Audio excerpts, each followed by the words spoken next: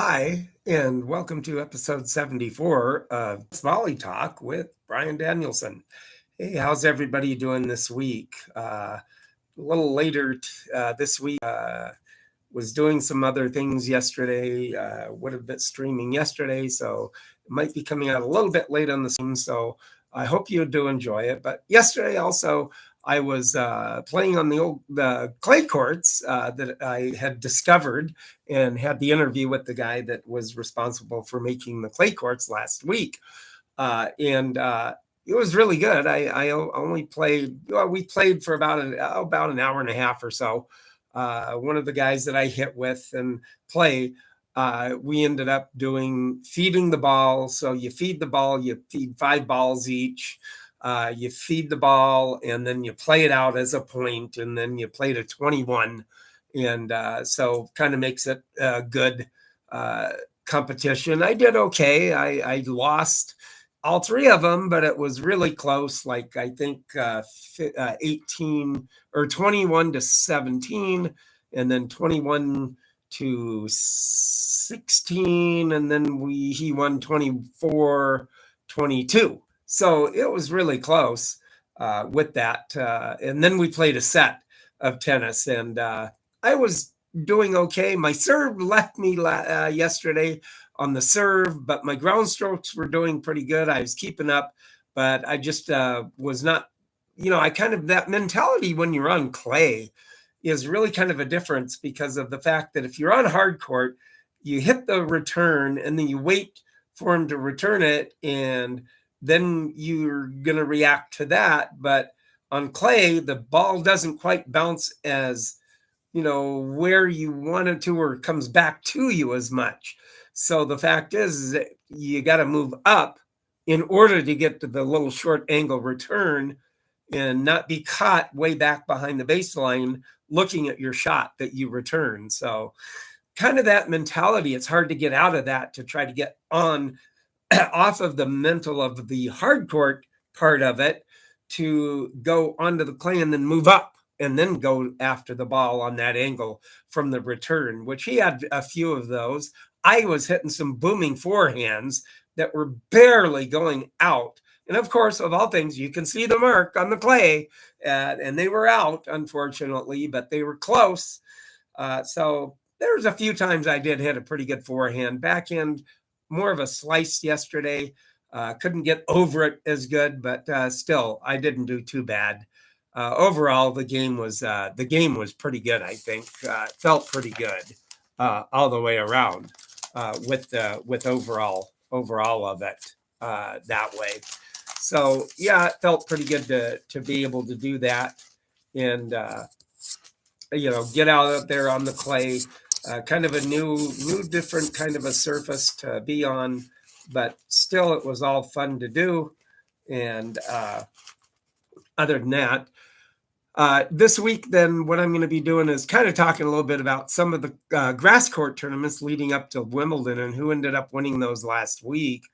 And one of them was in the Libyen Open in Schertuggenberg, Netherlands.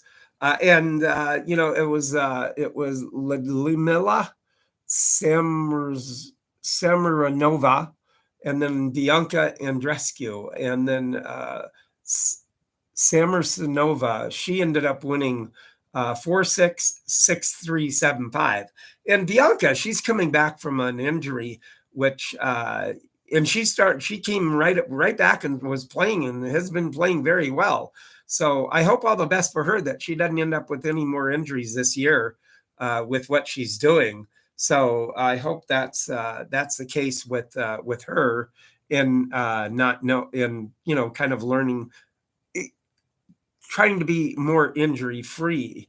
And then there was the Rothensay Open in Nottingham, England, and then Katie Bolter ended up beating Carolina Pliskova.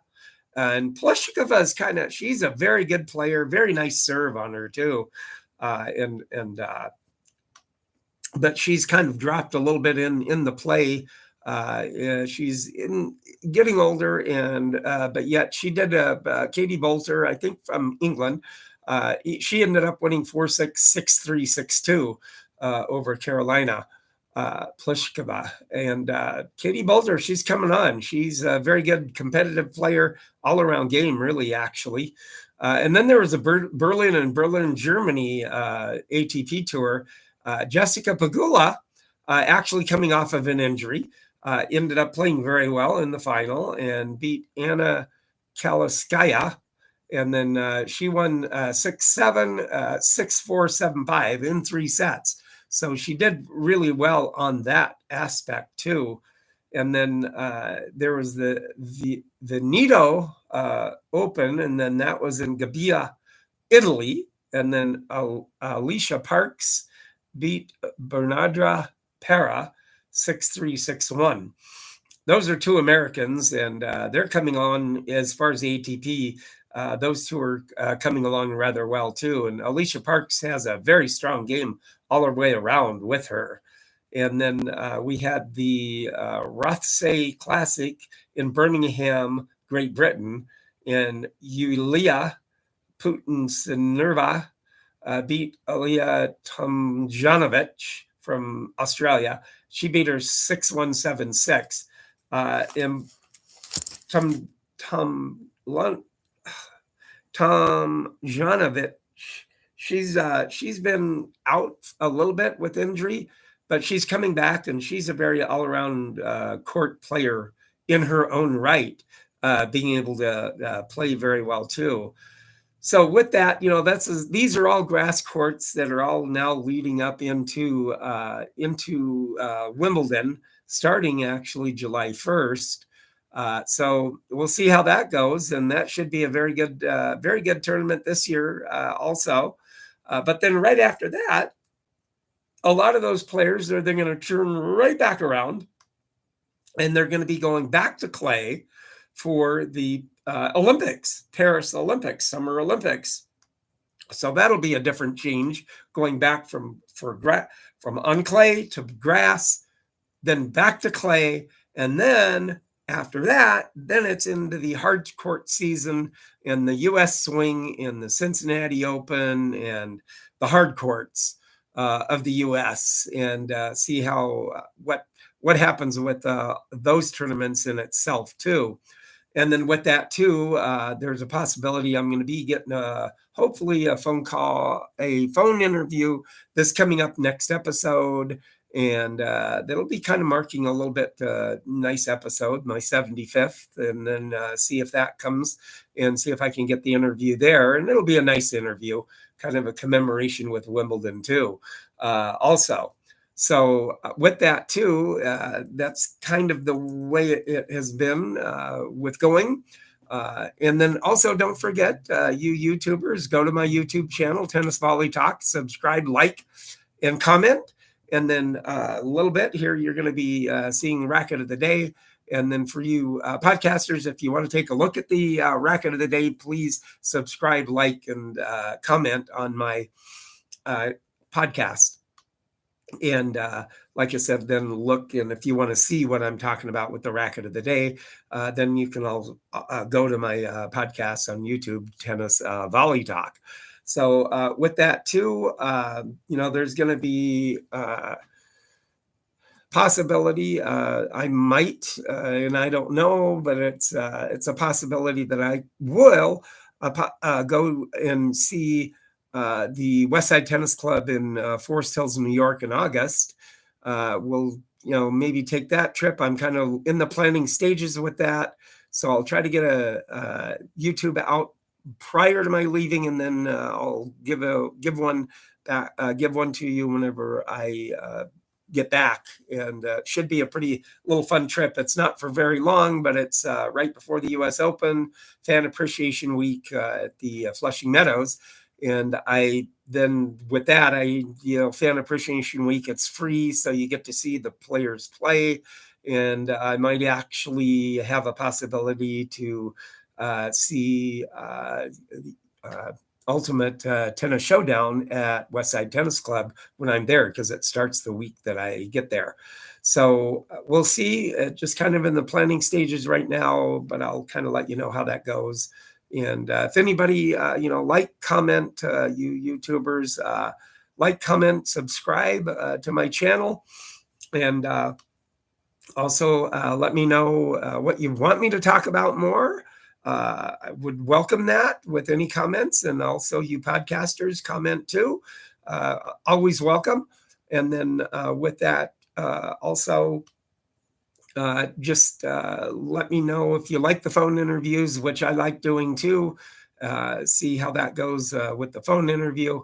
And hopefully I can get that for this coming up week for my 75th episode.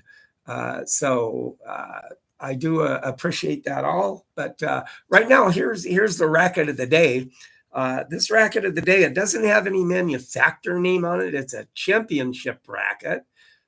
There with the cup, championship cup, could almost belong with Wimbledon there or something, U.S. Open. So yeah, that's a championship racket, and it's actually called the Whiz, WHIZ. So yeah, really kind of an interesting looking racket. It's probably maple or ash, light color wood. Maybe different color kind of wood in here in the throat, but this racket still very well made. And like I said, with these rackets, they always had such a big handle on them too. But all the way around, a very straight racket here. Has the gut or the cow gut or cat gut string in it. As you can always tell, it's just kind of the yellow looking, but it's still, pretty tightly strung for a racket that's old. And I'm probably saying this racket's probably in around about the probably mid 20s to the late 30s, maybe a little bit earlier. Probably in the 20s and 30s is how old this racket is. But it's a very nice racket all the way around. So like I said, you podcasters, if you want to take a look at the racket, go to my YouTube channel, Tennis Volley Talk, like, comment, subscribe, and then you YouTubers taking a look at it right here, like, comment, and subscribe to my channel. So with that today, I just wanted to thank you again for letting me show you and be with my podcast. And everybody get out there and still play. It's been a little bit wet here, so not been able to get out as much. Hopefully for the sunny day, it would work better. So with that, like, subscribe, and comment. And for you podcasters, do the same there. And then everybody have a good week this week, and I will talk to you next week. And everybody have a good week. Thank you.